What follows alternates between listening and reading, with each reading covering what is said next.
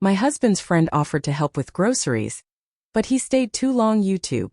https://www.youtube.com/watch?v=tzgtqgdc Rick. Transcript.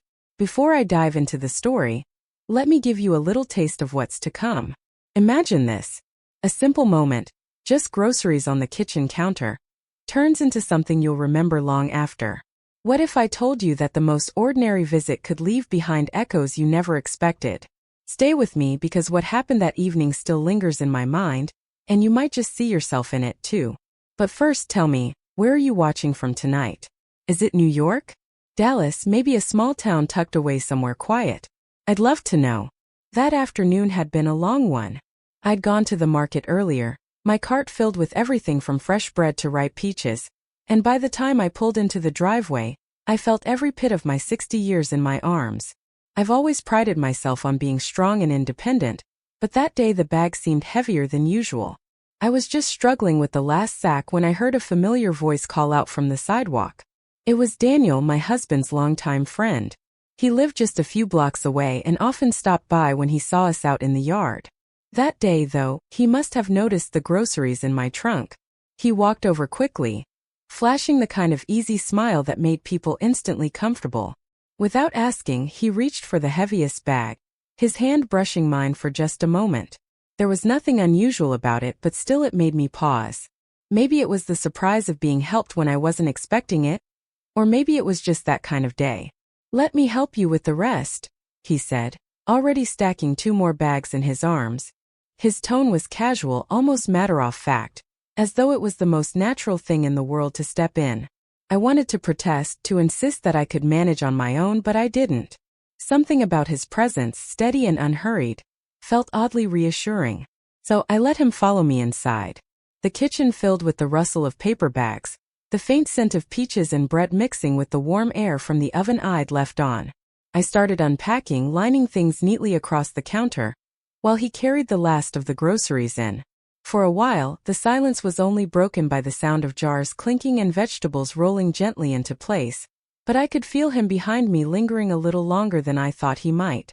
"Your garden looks lovely this year," he said suddenly, as if he'd been waiting for the right moment to break the quiet. I turned and saw him leaning lightly against the doorway, his hands now free, but his eyes still on me. His compliment wasn't unusual. He and my husband often admired the roses when they bloomed, but the way he said it carried a warmth that settled into the room. I found myself smiling, perhaps a little more than the remark called for. We talked then at first about small things, the market, the weather, the tomatoes that had finally ripened.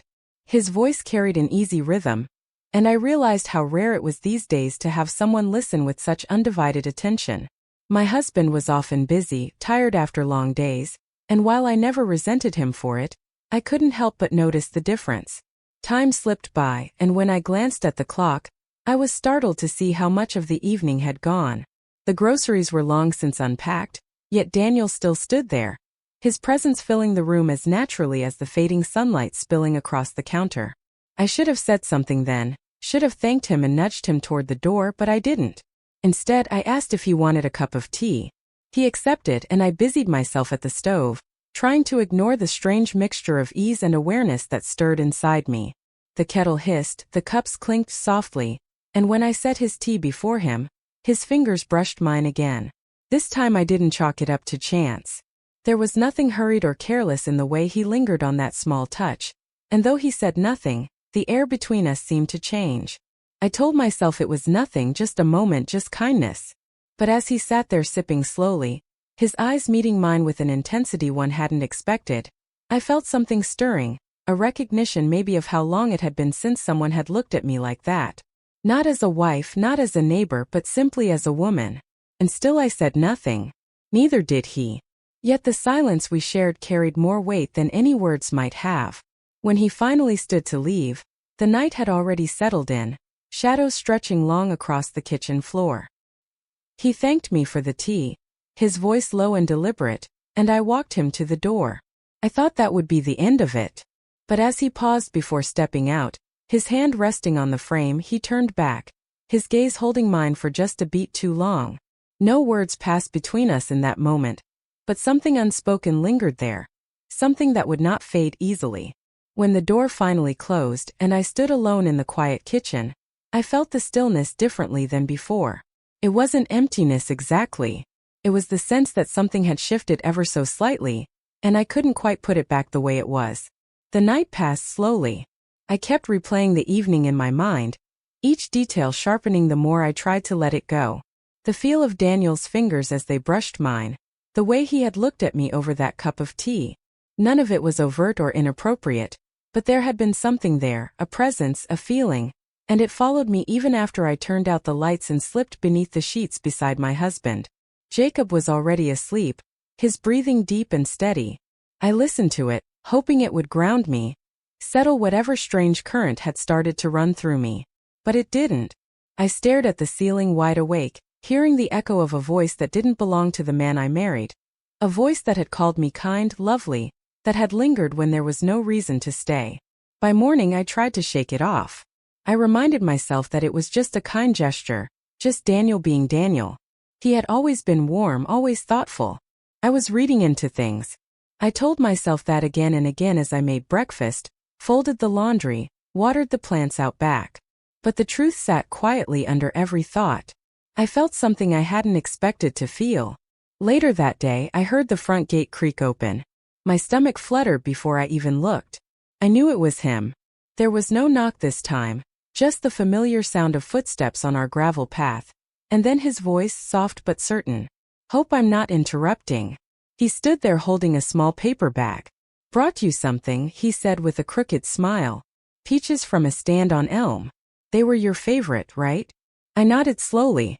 The words caught somewhere between gratitude and surprise. I hadn't mentioned peaches since the day before. "You didn't have to do that," I said finally. "I know," he replied. "I wanted to." He stepped inside again like it was nothing, as though he belonged there, just a neighbor dropping something off. And maybe that was all it was. But as he moved through the house, setting the bag gently on the counter, the space between us filled once more with that same quiet tension. Not heavy or dangerous, just present.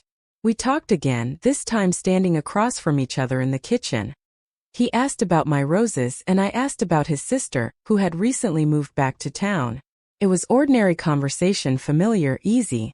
But every glance, every pause, every laugh that lingered a second too long felt like something building underneath. At one point I offered him a peach from the bag. He accepted, peeling it slowly at the counter with the small paring knife I kept in the drawer. His hands moved deliberately, confidently, and I watched him without meaning to. There was something tender in that moment, an odd, unexpected intimacy in the way he handed me the first slice. "Still your favorite?" he asked. I bit into it and nodded. Still perfect. I wasn't sure if we were talking about the fruit anymore. It wasn't until the afternoon sun had shifted across the floor that he glanced at the clock and said, "I should probably get going." But he didn't move right away. Instead, he leaned on the counter, his gaze settling on mine like he was trying to read something I hadn't written down. "I never told you this," he said slowly, "but there's always been something about the way you carry yourself. Like the world doesn't shake you." I felt heat rush to my face, not from embarrassment, but from the sincerity in his voice. It had been so long since someone noticed me like that. Not for what I did or who I was to someone else, but simply for how I existed in the world. "Thank you," I managed, though my throat felt tight. Daniel gave a small nod and finally stood straight, brushing his hands on his jeans. "I'll see you around." When the door closed behind him, I didn't move for a long while. I stood in the kitchen, the peach still in my hand, my heart ticking in a way that felt too loud for the silence around me. That evening, Jacob came home late. He kissed my cheek distractedly, asked about dinner, and sat at the table while I reheated the casserole from the night before. We talked, as we always did, about work, about the neighbor's dog that kept barking, about whether we needed to replace the back fence. Everything was normal, routine, but I kept thinking about the man who noticed how I carried myself. It wasn't that I wanted anything to happen. It wasn't that I wanted something more. But I couldn't deny the way his words stayed with me, wrapping around the corners of my thoughts, warm and lingering. That night, as I lay beside my husband once again, I stared at the ceiling and wondered what it meant to be seen. Not just loved, not just lived with, but truly seen for the first time in years. and I wondered why it was Daniel who had noticed. The days that followed were quiet, almost eerily so. Daniel didn't come by, and I didn't see him on the street, not even during my morning walks. I tried not to notice his absence, but I did. I noticed it like a missing piece on a familiar shelf, something small but impossible to ignore. Jacob went about life as usual. His work had him stretched thin, and though he was always kind, I could feel the distance between us widening in subtle, ordinary ways. We shared meals, we shared space, but not always presence. I don't blame him for that. That's just what time does, I suppose. It softens the sharp edges of urgency and replaces them with comfort. And yet, I couldn't stop thinking about the way Daniel had looked at me like nothing about me had dulled at all. It was late Thursday afternoon when I finally saw him again. I had gone to the hardware store for potting soil and daffodil bulbs. When I stepped into the parking lot, bags in hand, I nearly dropped them when I heard his voice behind me. "Need a hand?" He stood there holding out his arms as if nothing had passed between us. And maybe it hadn't, not in any official sense. But the tension in the air crackled again, soft and low, like the distant hum before a summer storm. "I've got it," I said automatically. But he was already taking the bags from me. We walked to my car in silence. When he loaded the bags into the trunk, I found myself watching him, noticing the way his shirt stretched at the shoulders, the quiet ease in how he moved. I felt a guilt I didn't quite know how to place. I hadn't done anything wrong, but something inside me stirred just the same. Once the trunk was closed, he didn't step away. "You've been on my mind," he said plainly, not unkindly. "I hope that doesn't make things awkward." I opened my mouth to respond, but the words didn't come easily. I hadn't prepared for honesty. Not here. Not in a parking lot surrounded by strangers walking to their cars. "I haven't known what to make of all this," I admitted, my voice quiet. "I didn't expect any of it." He nodded, his expression soft. Neither did I. A long pause followed, filled only by the distant roll of shopping carts and the chirping of birds overhead. "Would you want to go somewhere and talk?" he asked. "Not for anything more, just to talk." I hesitated, the responsible part of me screaming silently. But there was another part, smaller, quieter, that just wanted to be heard. To sit with someone who saw me without the years of routine standing in the way. "I can't," I said after a breath. "But thank you," he nodded again. Not hurt, just understanding. And that his patience, his restraint somehow made everything even harder. As I got into the car and watched him walk away, I couldn't deny the flutter in my chest, the ache that followed it. He hadn't touched me. He hadn't crossed any lines. But still, the connection was real and I knew it. Back home I tried to shake it. I repotted the bulbs, got dirt under my nails, and played music loud enough to drown out my thoughts. But even as the evening rolled in and Jacob came home asking about dinner, I couldn't keep my mind from wandering. That night, Jacob asked if I wanted to watch a movie. I said yes. We sat side by side on the couch, the glow of the screen painting shadows across our faces. His hand found mine and gave it a squeeze. It was sweet, familiar, and yet I couldn't stop thinking about the way Daniel had said, "You've been on my mind." Later, while Jacob slept, I sat in the kitchen with a cup of tea. My fingers curled around the ceramic like it might ground me. I stared up the window into the dark yard, the roses swaying slightly in the wind, and I wondered how something so small, a helping hand, a second glance, could unravel such quiet in my life. It wasn't about wanting someone else. It was about waking up to something in myself that had long gone silent. I had been seen, heard, and now I had to decide what to do with that. The days turned into a week, and the feeling still clung to me like a soft echo in a quiet room. Life at home went on as it always had. Dinners, laundry, small talk in bed before Jacob drifted to sleep. There was comfort in the routine, in the rhythm we'd built over the decades. But beneath that comfort, something had shifted, not in the structure of our life, but in me. I was noticing things I hadn't before. Or perhaps I had noticed them once and simply stopped looking. Jacob was good to me. He always had been. But somewhere between the bills and the birthdays, we had stopped really seeing each other. We functioned well, efficiently even. But the warmth, the curiosity, the quiet reaching toward one another, it had faded, not from cruelty or neglect, just time. Life, familiarity. And then Daniel came back, not to the house, not with groceries, not with peaches or compliments. He left a note. I found it tucked into my mailbox one morning while reaching for the circulars. It was folded once, clean and precise. My name was written across the front in careful penmanship. I recognized instantly. I stood on the porch for a long moment holding it, unsure if I should open it at all. Inside, his words were simple. I want to respect your life, your marriage, your peace. But I also want you to know you're not invisible. You matter, your laugh, your kindness, the way you brighten a room without trying. That's all. I won't come by again unless you want me to. I just needed you to know. I read it 3 times before folding it shut again. There was no phone number, no invitation, no pressure, just the words and the silence that followed. And in that silence, I had to reckon with something I hadn't expected. The possibility that I had been drifting through the second half of my life, without realizing how much of myself I had packed away. It wasn't about Daniel, not really. It was about what his attention had stirred awake in me. The parts of myself I had tucked beneath duty and habit. The woman who still wanted to feel admired, desired, seen. That evening, after Jacob and I had finished dinner and the dishes were drying in the rack, I sat across from him at the kitchen table and just looked at him. He glanced up from his paper, his eyes meeting mine with that familiar, tired affection. "Is everything all right?" he asked. "I think we've been on autopilot," I said quietly. "I think I have at least." He set the paper down, surprised.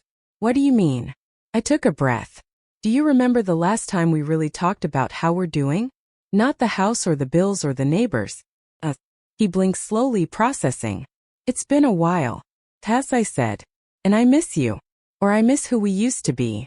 I'm not sure." He didn't speak right away, but his expression softened. "I miss us too," he said finally. "I guess I just figured we were okay." "We are," I said, "but maybe we can be more than okay." And to his credit, Jacob reached across the table and took my hand, his thumb brushing across my knuckles in a way that felt familiar but new again. That night, we sat together longer than usual. We really talked about the early days, about where the light had dimmed and how we might bring it back. It wasn't dramatic or loud. It was quiet, honest, and gently hopeful. I never told him about the note. I didn't need to. Daniel had offered something unexpected. Not a temptation, not a betrayal, but a mirror. He held it up and reminded me that I was still vibrant, still capable of being moved, still here. And that reminder led me back to a part of my life that had begun to fade. I never saw Daniel again. True to his word, he stayed away. But sometimes when I walk through the garden or catch the scent of peaches in the summer air, I think of him. Not with longing, not with regret, with gratitude. Because sometimes the people who stir our hearts aren't meant to stay. They are meant to wake us up. And that, I think, is exactly what he